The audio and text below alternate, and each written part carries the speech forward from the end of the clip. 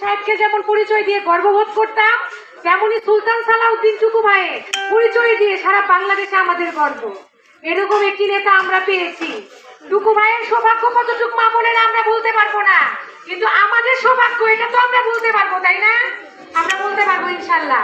এবং সে তার জন্য আমাদের কি, তিনি যদি সংসদে যেতে পারে তাহলে সর্বপ্রথম বেড়িবাঁধ নির্মাণ করবে টাঙ্গাইলে। এটা তো চরাঞ্চলের কথাই আগে চিন্তা করলো, তাই না মা বোনেরা আমার? সেই অনুযায়ী আমাদের তাকে আইডিয়া দেওয়ার জন্য কি দিতে হবে? ভোট দিতে হবে।